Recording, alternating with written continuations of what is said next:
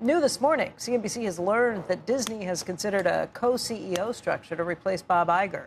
The company plans to announce a successor early next year. CNBC's Alex Sherman wrote that story, and he joins us right now. Alex, good morning. Hey, Becky, there has been a trend of co-CEO structure namings over the past month or so. You've seen it with Comcast. You've seen it with Spotify. You've seen it with Oracle. Oracle had a co-CEO structure even before, but now there's two new people there. And so you've got Disney coming up with an announced succession plan. Disney has said they plan to name a new CEO to replace Bob Iger as CEO in early 2026. So it was only natural, I think, for me to think about, look, maybe Disney is next up to do a co-CEO structure. So what I learned is that last year, Bob Iger had a discussion with Netflix co-CEO Ted Sarandos. Netflix, he had another company that has a co-CEO structure. And Iger asked Sarandos, how does this work? What do you think of it?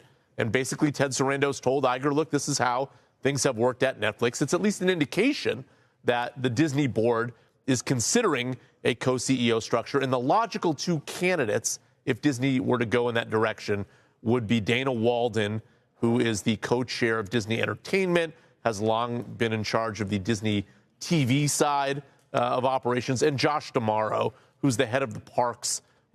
It has been since Bob Chapek left to become the CEO several years ago. Insiders say that these two candidates have really long been the two favorites for the job, at least internally.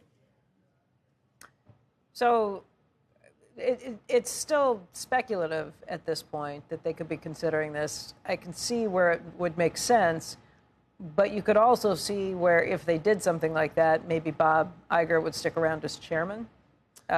Because, frankly, the co-CEO roles rarely work, rarely last for long. And when there is a co-CEO that works, you kind of know who the real person in charge is.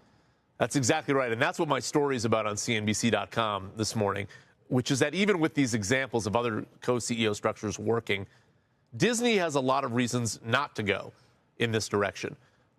First is that, as you mentioned, in most of these situations, the co-founder or controlling shareholder ends up being the executive chairman of the board, because general corporate governance professors will tell you that co-CEOs are basically no one's CEO. In other words, if two people are in charge, then no one is in charge. Right, and the but real if you make person one in person the chairman, the real person in charge, the chairman, and two co-CEOs, that's basically just grade inflation or title inflation. And Bob Iger could be elevated to executive chairman. Bob Iger has been the CEO and 5 times has pushed back his retirement to stay CEO. But Iger is not a controlling shareholder of Disney. So that makes him a little different than a Reed Hastings at Netflix or a Brian Roberts at Comcast or Larry Ellison at Oracle. Yeah, but they missed him when he was gone. They certainly did.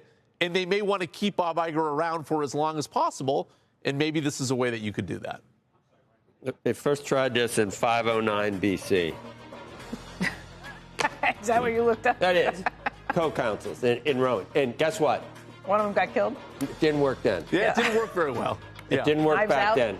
I was trying to rack my brains. John Reed, who was he with? Was Corzine? Wasn't Corzine? Yeah, and then at Goldman. Yeah. And it has never, ever worked. Except in Comcast case. And yeah. No, that's different. It is different. It's worked well at because Netflix. one of them's the owner, one's the guy who exactly. Golden Boy. Yeah. Like I said, you kind of know it's got to be in a very unique position, and those people have to choose to work together, not have somebody else foist it on them. Right.